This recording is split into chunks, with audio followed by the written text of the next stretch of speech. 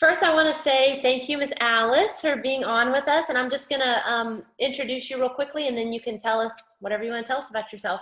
But guys, we have Miss Alyce Dailey on here. Anna Peternell was actually the one that recommended her and spoke so highly of her. Another person spoke super highly of you, Alyce. Crispin Reyna said that he has learned so much from you and he has such high regard for you. So thank you very much. Alyce is a MAPS coach and a realtor in Baltimore, Maryland. And she and her husband Seth run the Dailey Group, which is a small team, right, Alyce? Yeah, we've got our iterations right now. We're about 7. Nice. Okay. And y'all do about 100 homes a year, roughly? Cool. We do. So now it says we might recognize you from Bold 2.0 and Never Ending Referrals. So how are you related with those? Yeah, so we co-teach Never Ending Referrals. I don't remember which one it is, 6 or 7 or so, where we talk about client events. So you've seen us talk about client events there. And then on Bold 2.0, again, we talk about, Steve Schluter did an hour interview with us on running the client events. And then Bold Pivot, they actually pulled in some stuff, and there was an interview that I did with Steve and Tammy. Nice. Okay, well, I'm going to hand the floor over to you. And again, thank you for being here. Absolutely, my pleasure. So this is what I love to do more than anything, is just talking with agents about, I really love building business by referral. It's kind of my jam. It's what we've done, and it's what we continue to do. And the next iteration of my life has been, okay, well, how do I help even more people? And the way to do that is teaching people how to build business by referral after having done it. So what I love about small groups like this is that it isn't this big presentation where I've got a bunch of stuff. I've got plenty of stuff I could talk about, and none of it ever matters if it has nothing to do with what you're going to take and go do from here. So, things that we can talk about anything. We can talk about mindset. We can talk about actual things you can do in this market. We can talk about how tired everybody is from all the craptasticness that's been happening, and what we need to do with that. But is it okay? Like, do we have permission here to just be real and talk about what's really going on and how we move past it? I would love that, because I'm all about, yeah, let's just be authentic and be real. Because here's the deal. Like, at KW, we have so many gifts of so many events, so many things. Anybody ever feel like there's too much?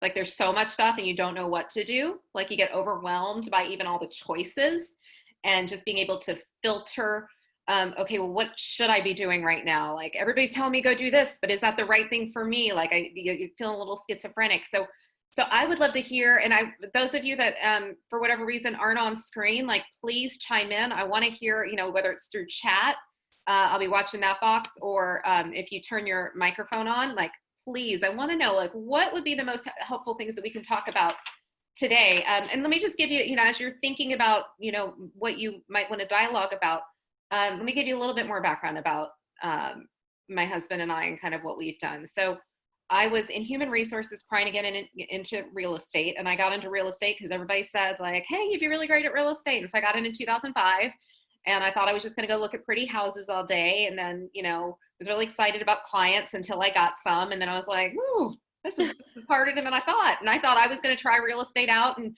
what I found out was that real estate tried me out. And it was harder than it seemed. My first year, I by referral did 19 deals. Second year, 29. That was still by myself.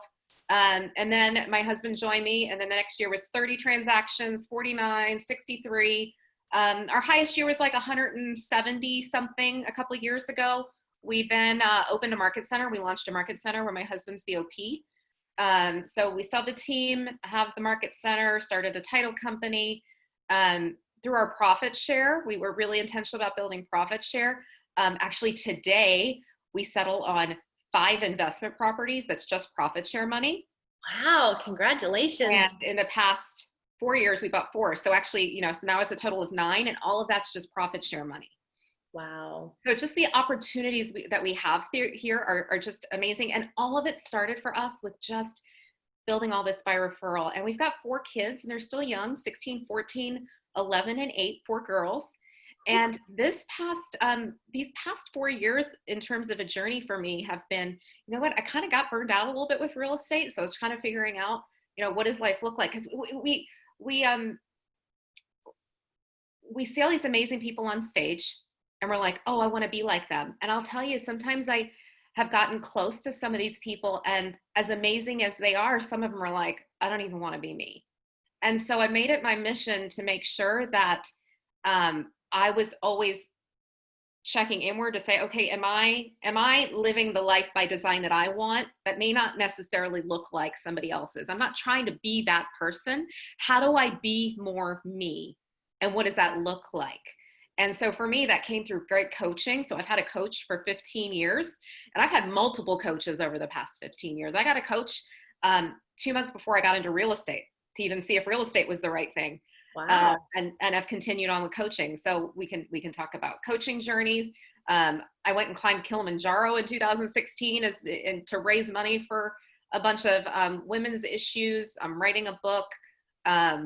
And this past year, kind of what Life by Design has looked for us has looked like, I knew I didn't want to live in cold weather the rest of my life. So we got a second place in Austin, and we actually go back and forth between Baltimore and Austin. So I want to know from you guys, okay, what does Life by Design look like for you, and how do we build your business? And I'm guessing that a bunch of you are here because because it was about referrals. What do you want to know in this market that'll make you money now? Like, what are the things that you need to know to be able to grow?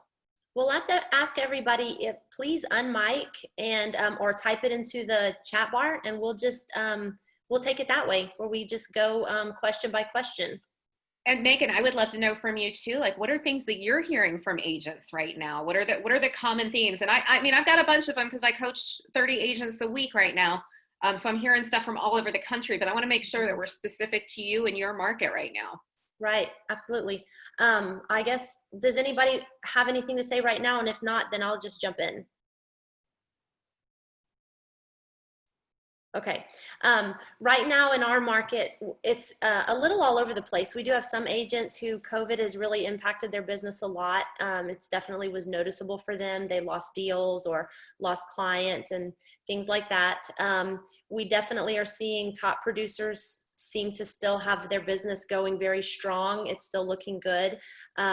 We do know our board of realtors, the numbers as far as active listings and all of those things have gone down since last year. So year over year, we are seeing the market has gone down a bit, but we're not in any sort of panic mode or pandemonium right now, as far as what our market is looking like. Definitely our market center, I see Christy's question about command, and that's fantastic. Our market center has done a good job, I think, in comparison with some of adopting command quickly, opportunities quickly, commission requests quickly.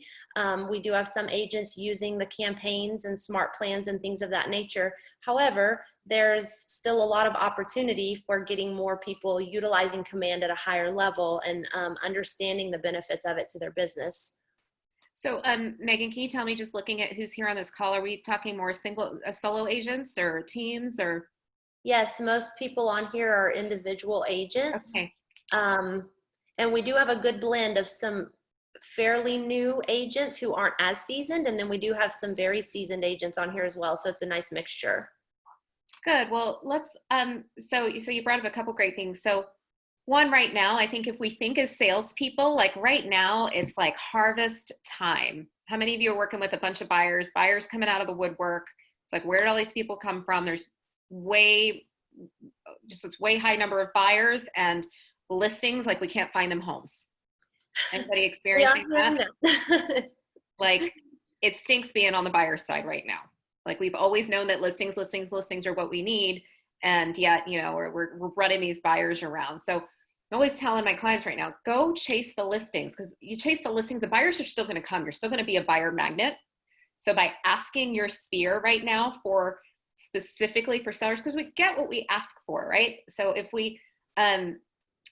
we're calling through our sphere and we're asking for sellers, a lot of times people will say, well, but if I ask for sellers, then they won't refer me buyers. Yes, they will. Yes, they will. But go get the listing, because how much more fun would it be to be on the listing side? So let me start with mindset. around some of this stuff. And then we'll go into, because I'm super practical. I'm just like, give me some good ideas that I can use today. Absolutely. And that's going to make me some money. So that's where we're going. So just hang with me. But I want to start with the mindset piece, because we always talk about be, do, have, and we could go to the do. Here's what I need to do to have what I want to have. But where that breaks down is if we don't address the, okay, well, who am I being? Like, what's the kind of person I need to be in order to do, in order to have, or in order to achieve? So, I don't know if you can, it's so light on my board back here, but basically I've got 3 concentric circles. And in the middle circle, we have beliefs. And that's the core of everything. Whatever we believe is what will manifest on the outside. So whatever our identity is, because we, as human beings, whatever our identity is, we'll do everything to stay consistent with who we believe ourselves to be. So if I believe I'm a $3 million producer, I'm going to be a $3 million producer. If I believe that I can't generate referrals out of my database, well, doggone it, it's not going to happen. If I don't believe that the referrals are in there to be generated, it's not going to happen, because I can't be inconsistent with who I believe myself to be, or my beliefs of the world. And then the next concentric circle is behavior. Just the actions that we take. And then the third circle on the outside are the results. So we tend all the time to just talk about the results. Like, how do we change the results? How do we change these things? And it's like we're grasping at straws. It's like, well, maybe I just need to, do a couple extra phone calls. Maybe I'll just do some more mailings. Why am I not getting the results?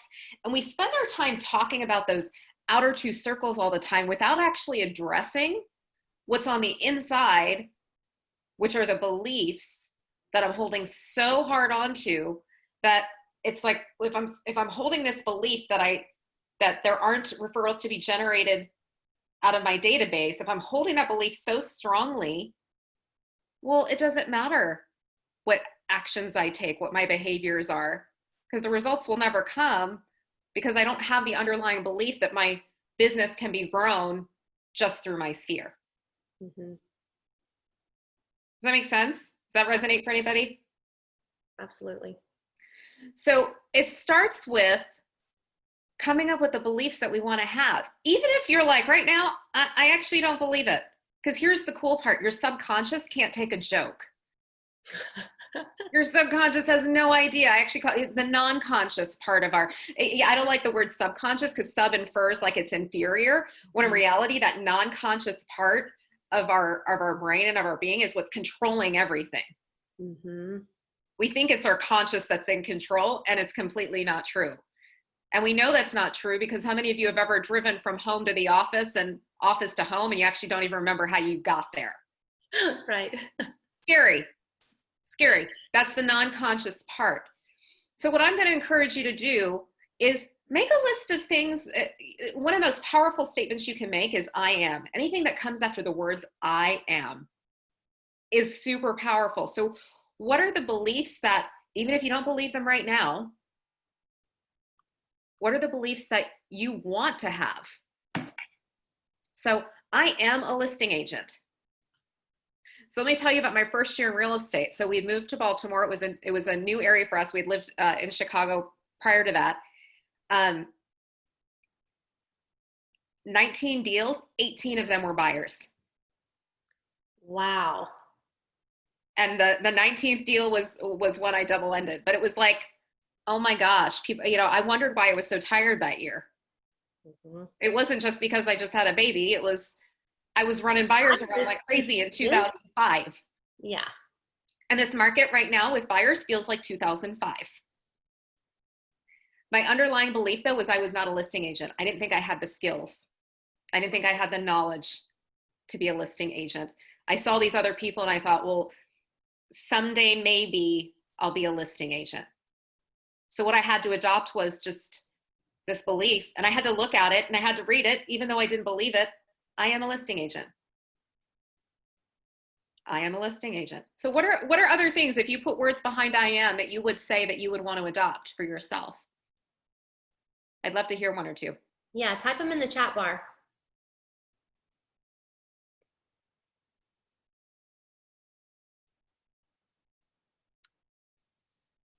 Oh, come on, guys. I know you got some stuff. Hop off mute if you want to. Yeah, we got some quiet ones today. Hey, this is Cindy Price. Hi, Cindy. So it's so funny that you were bringing up this topic because I have a MAPS coach. I run a small team. I have one buyer's agent and admin, and then I use a transaction coordination service, third party, looking to bring that in-house as I grow my business. But my coach this week actually told me that we're talking about the be, do, have, and said that I'm too much of a doer and I need to find out who I want to be. And so this is crazy.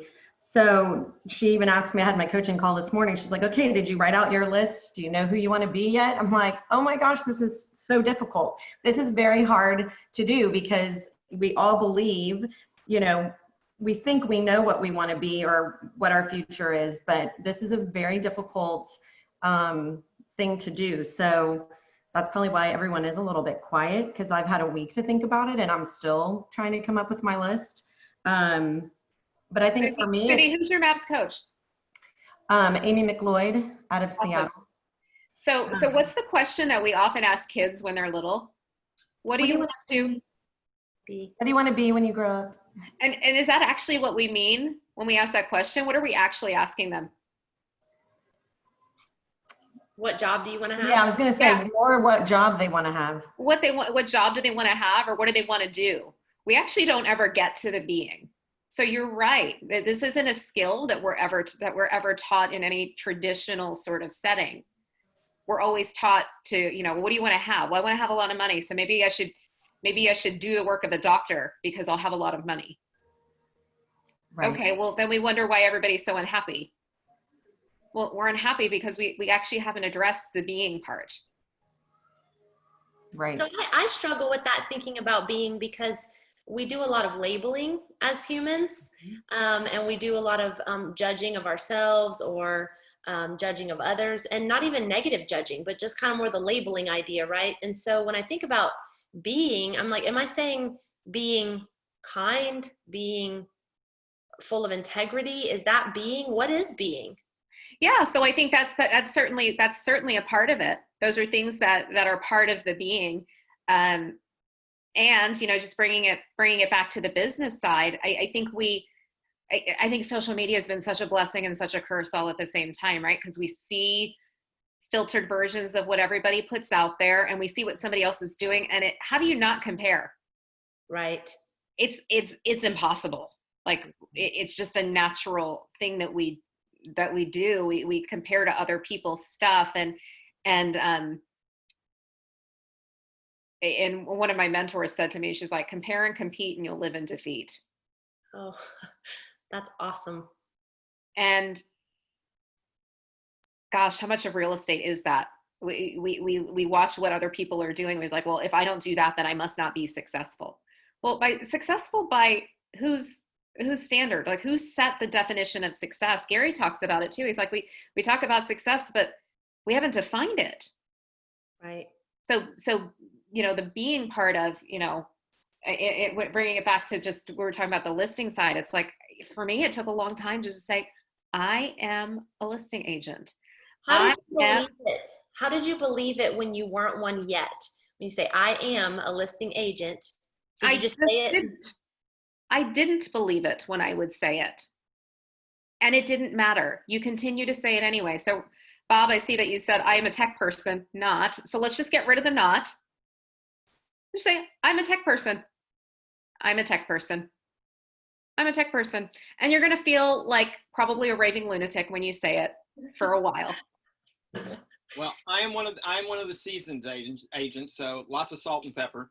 And I've struggled with that my whole career. I've always been behind the curve on tech improvements, new tech things, and so on. So it's something I've always struggled with, and again, it's that negative personality, always will. So I guess you can hire it out, but I resist that too. So All right. Well, there's a whole lot of coaching we can do around that. We won't get into it right now. And I'm just going to suggest to you that we set up some affirmations that go around that I am, and whether you believe it or not, you just stick with doing it, because sometimes we have to borrow somebody else's belief in us until ours catches up. That's so good. So there were people that believed in me that I just had to latch on to their belief in me until mine eventually caught up. So yeah, then I got some listings and I'm like, oh wait, I am a listing agent. That is true. So with the tech stuff, it's, I am a tech person. I'm a tech person. I'm a tech person. Feeling crazy saying this. I'm a tech person. I'm a tech person.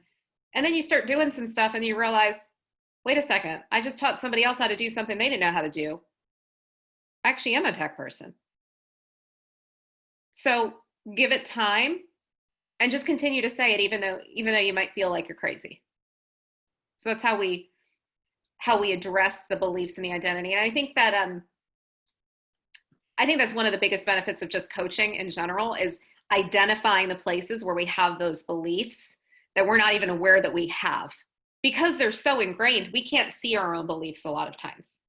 We can see some of the obvious ones, but the deep-seated ones, they've been a part of us for so long that it takes the outside perspective to be able to see it. Because a lot of times we're addressing the smoke and not the fire. And the smoke,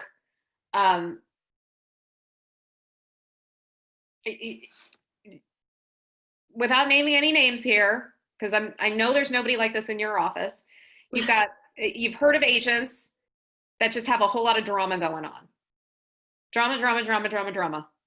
And that's all you hear. I remember when there was one time years ago that I got on a coaching call and I just had all this drama. And my coach said to me, that's really interesting. Like, all this stuff's going on. All the stuff you told me is about like everybody else. I didn't hear anything about you. So your life isn't interesting enough. So you're latching on to everything going on everywhere else and using that as your excuse to not do what you want to do. And the truth was, I just didn't have a defined picture of what success looked like to me and where I was going, that I latched on to everybody else's stuff. So I was a good coach actually gets to what the fire was. And the fire in that situation for me was, I just didn't have a vision of where I was going. I didn't have goals big enough that were pulling me. So I got caught up in everybody else's drama. Does that make sense? Yes. All right. Always easier to face other people's issues than to face your own, right? Oh, so much more fun. Fun. The crazy part is, though, it doesn't pay my bills. That's right. So let's talk about generating referrals, because again, this is my jelly jam. This is what I love. I love database. I love Sphere. I love working with people that already know, like, and trust us, because I just think, oh my gosh, there's enough business there. My personal belief is that you can go from 0 to 100 transactions just by doing client events, even in this market. I don't think we need to do all the other shiny object stuff.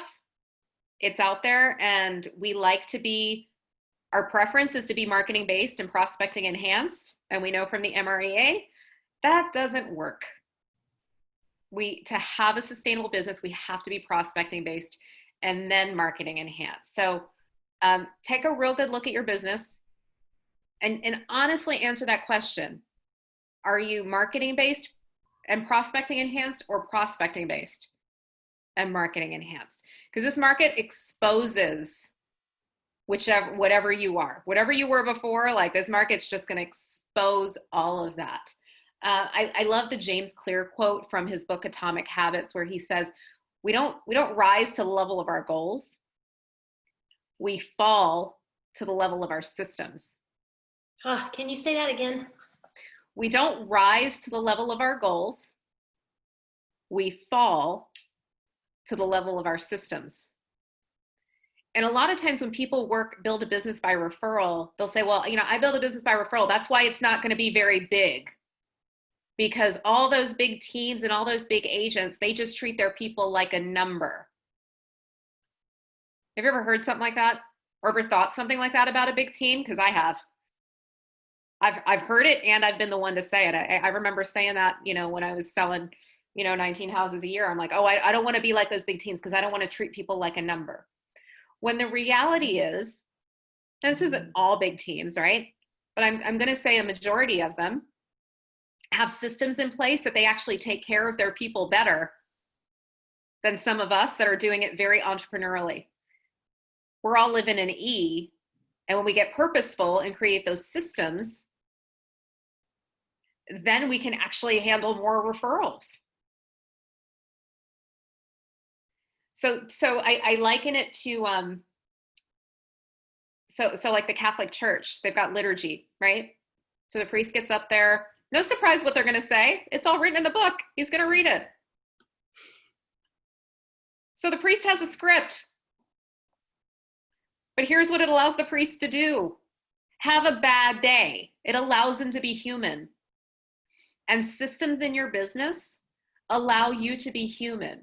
It makes it so that you don't wake up in the middle of the night and have those oh crap moments of, oh, I forgot XYZ. We've all been there. Like heart beating out of your chest because you're like, did I miss a deadline? Oh my gosh, I forgot this, I forgot that. This person's gonna kill me. You don't sleep, so then you can't do anything about it till the morning. And but that's what systems do. So we fall to the level of our systems. So what are the systems we can put in place to actually take care of people, to take care of these people that we're generating referrals for? And then how do we create systems to generate the actual referrals? So we know that in the MRAA, it talks about adding 5 to the database every day. Who is adding 5 to the database every day? Anybody here adding 5 to the database every day? If your face isn't showing and you're on mute, there's a reactions button at the bottom that you can just wave or give a thumbs up. Or some of you are probably saying, I don't think that's in that book. Because I would have said that after reading it 3 times. I still would have said, like, I think they slid that in there between the last time I read it. Shelly Hinkson's doing 5. She gave a thumbs up. Good job, All right, Shelly. Shelly. Oh, she's not. Sheila's not. Sheila's not. Mm-hmm. Shelly is. All right. So let me just remind you, 4 laws of lead generation. So we're going to build a database. We're going to feed it every day is the second law. And by feeding it every day, that's the 5 we're going to add to the database every day. We're going to communicate. Is adding to it. Is that what you just said? Feeding it is adding to the database. Okay. Yep. Because we're going to have people that are moving out. Anybody ever sell a house to somebody that moved out of Texas? We got to replace them. Yep. So we're going to feed the database every day. We're going to communicate with the database systematically. And then we're going to service all the leads that come our way.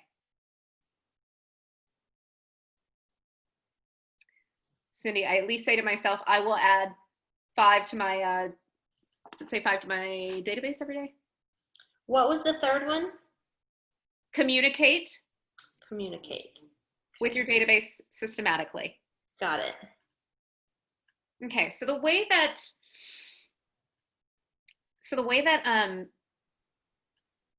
we've created a bunch of different systems in our business. And does anybody here ever have call reluctance? Like you don't like picking up the phone and even calling people that already like you?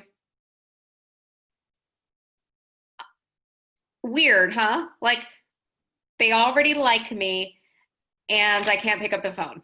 If you say no, you're lying. Or you haven't been in business more than like a month.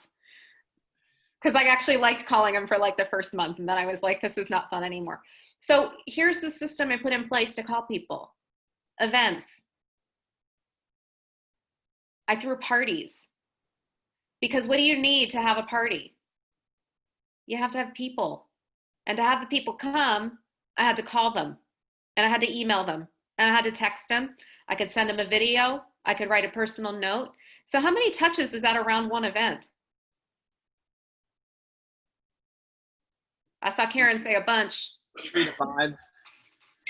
3 to 5 or more, right? Depending on how far out the event is. If you're a good planner, you're getting to save the date out 8 weeks in advance. So you could go 8 weeks before all the way to like 6 weeks after and have anywhere from 3 to 10 touches that include an email, a video email, a mailer, a personal note, a phone call. You see them at the event, you thank them for coming, you send them a follow-up of, you know, a video or a picture from the event, all around one event. How hard is it to call somebody when I'm being Santa Claus and inviting them to something? Easy.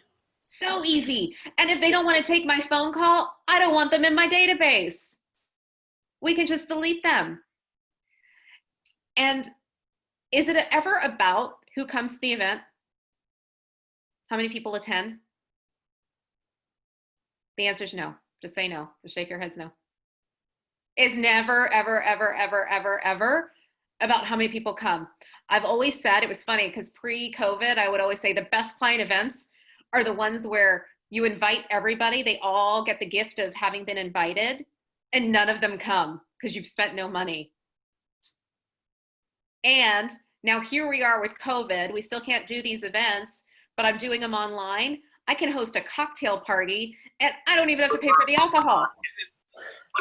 Typically, the lenders want it in 4 to 5 business.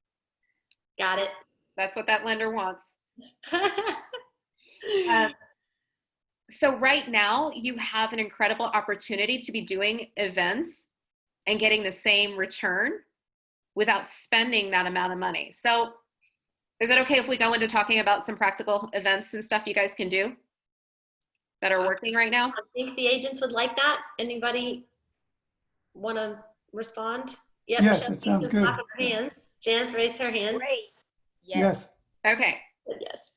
So I'm going to give you a bunch of them and then you tell me like which ones, if there's any you want to do a deep dive into. So people asked how, you know, I got 19 transactions in my first year. And my answer to that is housewarming parties. Buyers know other buyers. People know people just like them. So I'm a huge proponent of housewarming parties. Now, housewarming parties right now are a little weird because you're not going to gather a whole bunch of people in somebody's house. You may still do it as a backyard barbecue sort of a thing. But here's another idea. How about you get a snow cone truck for your housewarming client, the client you want to do a party for, and you get a snow cone truck in front of their house. And you go and you invite all the neighbors. And in order to get their snow cone, they have to register with you to get their little ticket, and they've got to give their name and address and phone number and email, and then they get however many tickets they need for their little family to go get free snow cones, and you get to introduce yourself. Then you're feeding them to your database. And you're feeding them into your database. So instead of 5 that day, you can come out with 50, and you're getting to know the neighborhood. So who are the people in your database right now that you've sold a house to? And then I would say the last 2 years, even 3 years, because housewarming parties for me never expire. I've had clients that I've called for 6 years and my call to them was, hey, so you ready for that housewarming party yet? Because it just turns into a joke, right? They laugh every time. They're like, Alyce, we're not going to do that. I know, but I still want to. And I just want you to know the offer is never going to expire. And the next thing you know, they're like, well, you know what? Well, maybe you can throw us that party, but maybe at our new house, can you help us move?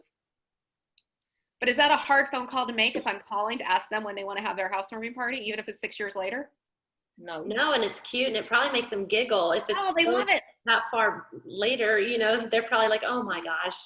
They love it. They love it. So I start talking about the housewarming party right when I get the referral. I let them know like, hey, we're going to do a housewarming party for you. Because you know what a lot of agents do? Agents spend a lot of money. They'll spend like $200-300 sending postcards to the neighborhood telling everybody how great they were. Instead of doing that, I'm going to take that money and invest it back into you and the people that you know and that you care about.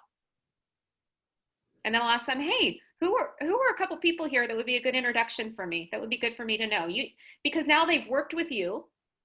They know you really well. You know them really well. They're going to know who in that room is good for you to meet.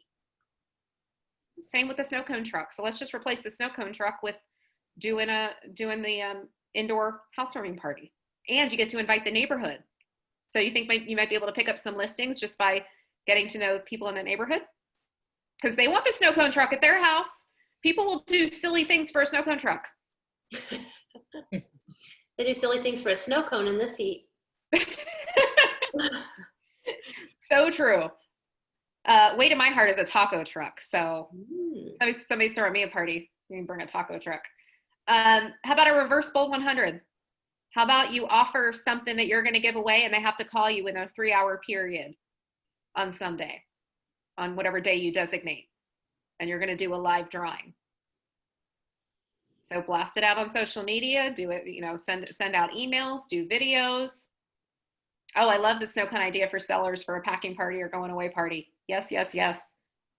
Love that, Cindy. That's great, Cindy. We do a monthly giveaway. So I love the incoming phone calls. So we did one in May. What did we do for May? We did a Memorial Day barbecue, a gift certificate, a raffle for a gift certificate. All they had to do was go to the link on our website and name, phone number, email. Are you or anybody planning on making a real estate decision this year? Who do you know that we should know that's thinking about buying, selling, or investing in real estate? And then additional comments. So it's like 6 questions. That's what they needed to fill out in order to be entered for the raffle. Is that hard to blast out there? Is it hard to call people and invite them to be a part of a raffle so they can win $100 into a barbecue restaurant for Memorial Day? Not hard. Not hard. And we got 3 leads out of that. So it's very passive, right? It's something that I'm putting out there and putting out to the masses, making some phone calls. Leads are coming in. For June, we did a raffle we're doing a raffle for Father's Day for like a Hydro Flask cooler. We're doing 2 of those coolers. And so every month it's just one thing. So think about, your marketing budget, spending $25, $50 on some item that would be valuable enough that people would trade their information for an opportunity to win. And just remember, right now, people are still home a lot. They're behind screens. So they're on their computer all the time. So entering things is no big deal. All right, I love this one in order to get sellers. So financial advisors, how often do financial advisors tend to meet with their clients? I don't know. So it tends to be once a year if they're a good one. That would be my guess. Yeah, once a year if they're a good one. I know the really good ones and people that are really serious will do, quarterly, if we've got some wealth to manage. But once a year I think would be oh, Cindy's got one that comes to her house every 6 months. I want yours, Cindy. No kidding. House Great. calls. So who's the financial advisor for people's biggest assets, their home? Nobody owns that space except we can. So if you're looking for sellers right now, let's say for the newer agents and you're like, I don't even know who's in my database. How about you put out on your social media that hey, I need some practice on assessing home values. Who wants to know what their home is worth? And you just start doing some CMAs for people. Now, those that have been around for a little bit, how about you assume the role of financial advisor for your client's net worth when it comes to their house? How about you put in 15 minutes once a year to do a CMA for every person that owns a home in your database? And you do a Zoom call with them to let them know what their home is worth. How many people would make some decisions differently if they knew the equity they had in their homes right now? What if you could help them buy investment property right now? What if you could refer them to Keller Mortgage, they refinance, maybe pull some cash out to go make one of those investments? What if you help them refinance with Keller Mortgage and they're able to move up into the home they actually wanted? They just didn't know they could afford. Do you see the opportunities here to talk about people's net worth and what they can do? Absolutely. How about some of these people that don't know what their home is worth and they're not connected to a good CPA, or maybe they need to be connected to a financial planner. Maybe you do a Zoom call with a financial planner in conjunction with a CMA so that the financial planner gets some business too. And the financial planner directs them back to you when they're ready to sell. Or, hey, you've got too much cash laying around, you need to buy something or your tax bill is going to be too high. So what if we get into partnership with some of these professionals that are going to have the capability to refer you more than one client a year. So if you want to play a bigger game, start networking with business to business people like financial planners and CPAs that are coming across people every day that need to move their money around.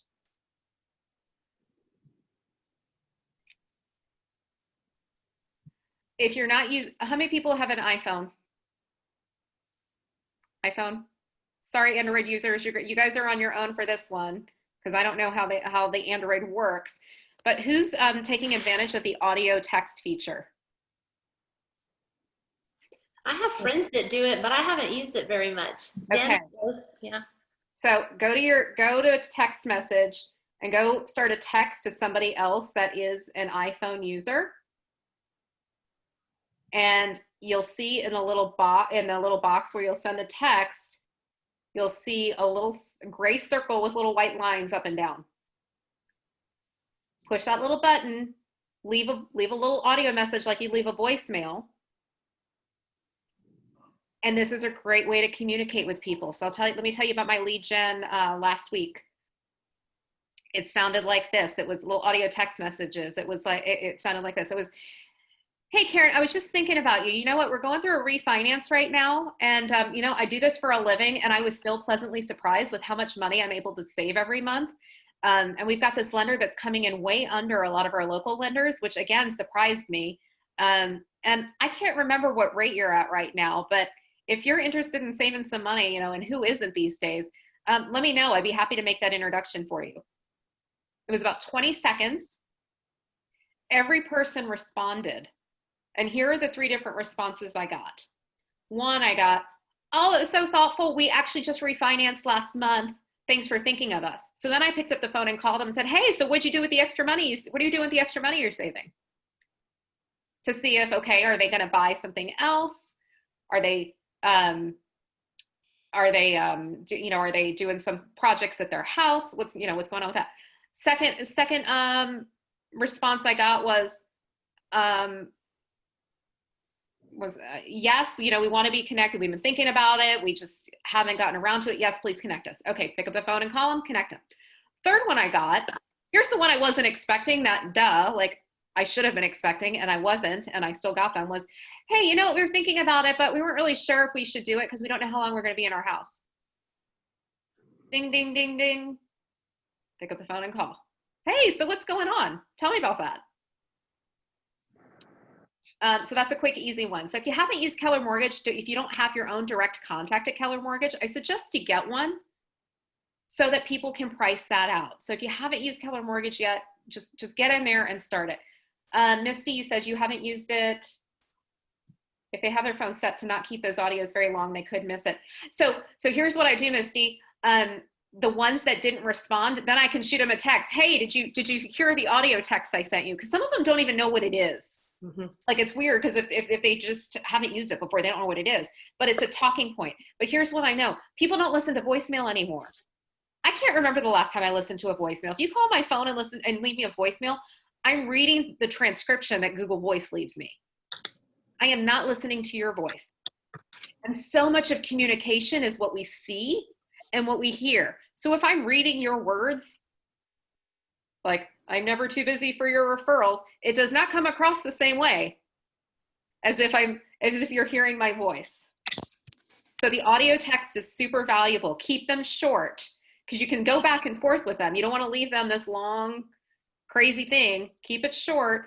But just, people were like, oh, that was so fun, because they don't want to have to check their voicemail either. All right, here's another one. If you've been in business for, even over a year and you've had listings ever, what are you doing with those orphan buyers? You guys know what I mean when I say orphan buyers?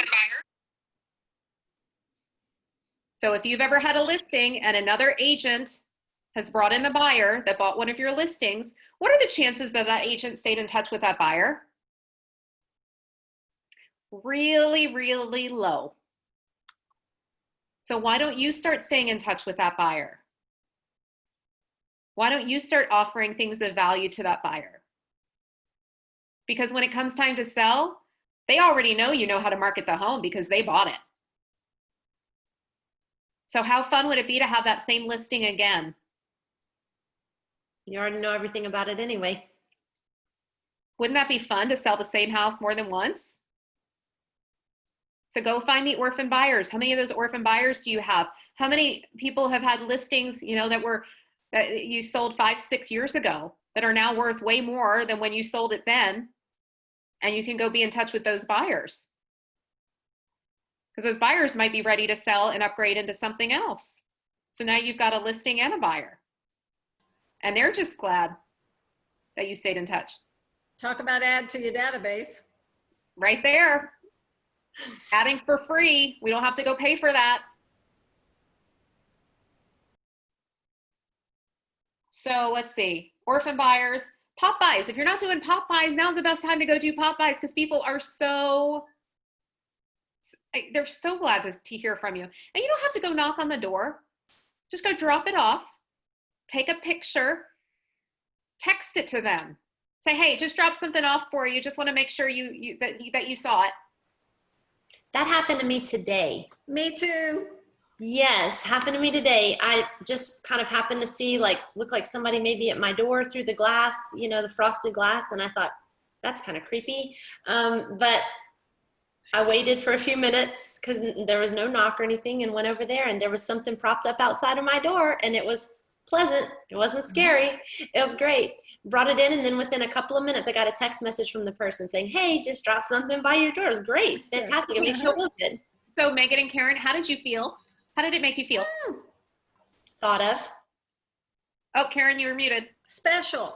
Because she cared enough to come to my house. Yeah, and what did they do? Can I ask what it was that was dropped off? Oh, it was so cute. It was about 5 to-go cups with lids with some crystal light in it and some confetti and her card. Have a wonderful summer, had a sticker on it. So here's my rule with Popeyes. I'm cheap. So my Popeyes come from the Dollar Tree 100% of the time. Okay, 99% of the time. I'm thinking of one or two that don't. But I go to the Dollar Tree, see what's in stock, and I will make a Popeye around that. So I was actually at the Dollar Tree yesterday. Ice cream scoops.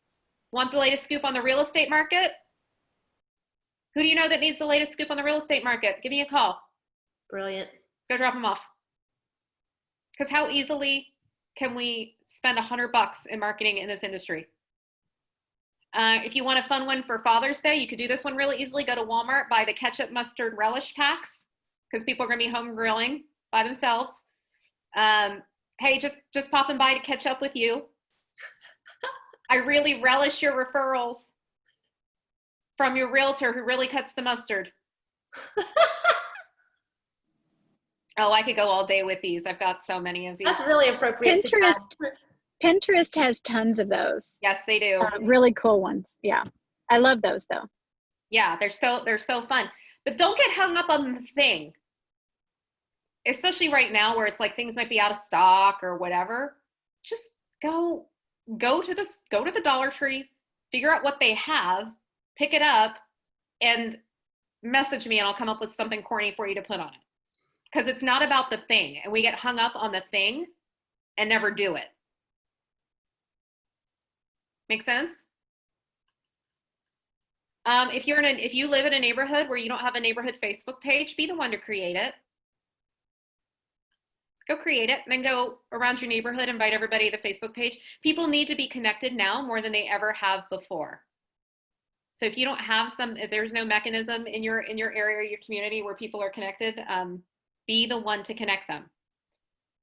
If you don't have a private Facebook group of your top advocates in your business, create one.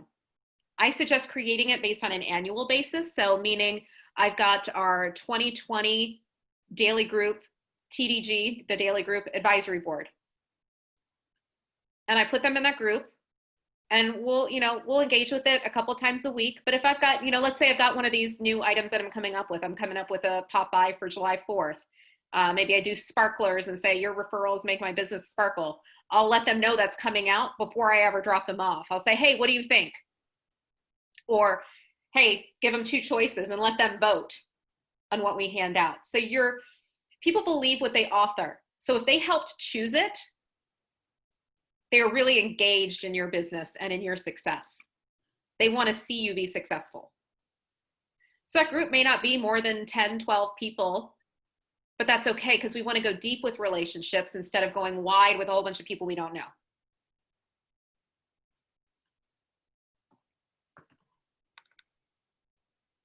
These are great, Alyce. Yeah, my pleasure. So anything anybody, so we've got about 5 more minutes. Anything anybody wants to go deeper into? Oh, Cindy asked, what's something you give out to those that give you a referral? Glad you asked on that one. So I think the thing that we always need to remember is we need to reward the act of the referral right away. Remember Pavlov's dogs. It's like we want to reward so we get the behavior that we want. Too often times, have you ever sent a referral? You forget about it, and like 6 months later, you get something that says, hey, thanks for referring me to so-and-so. You're like, thanks, I think. If you want to build a business by referral, I suggest keeping in your car or in your purse or wherever you write handwritten notes, keep notes and keep a stack of $5 Starbucks gift cards. I don't even care if the person doesn't like coffee. Because here's the deal, it's the gift. It's the thought, you referred me, you get this. Now, there are ways to stay in touch, creating a system again. I would want to do, something right when I do the buyer or seller consult to thank them. Hey, I met with so-and-so. Thank you again for referring. And then something when they close. And I actually have a really good system that sends this stuff out. I'm going to put my email address in here. If you're interested in that system, shoot me an email and I'll send you the link because I don't have it on me. But it's a company that for not very much will, you can brand the items with your logo, and you can send anything from like microwave popcorn up to like golf balls and brownies, but it comes packaged really nicely, and it comes from your address, and it has whatever you want it to say, and it can be personalized. So you pay for the product plus shipping, and has worked beautifully because it's just, again, a system. Like I remember when I would start out, I would go personalize every gift to everybody, and how much time it took me. Like my business would never grow past 20 transactions a year if that's what I continued to do. So now there's a system of when everybody gets something. So if you want that, let me know. What other online events do you do? Okay, the cocktail parties are super fun. So if you've got people that, bartenders, a lot of them out of work. So find a bartender that'll do an online cocktail party for you. Tell people what ingredients to have ahead of time. Make cocktails together. The social happy hours are really fun.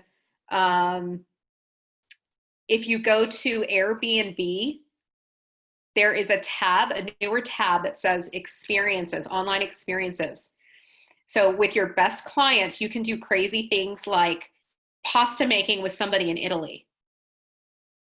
You can do art lessons with a cartoonist. You can do goal setting with an Olympic athlete.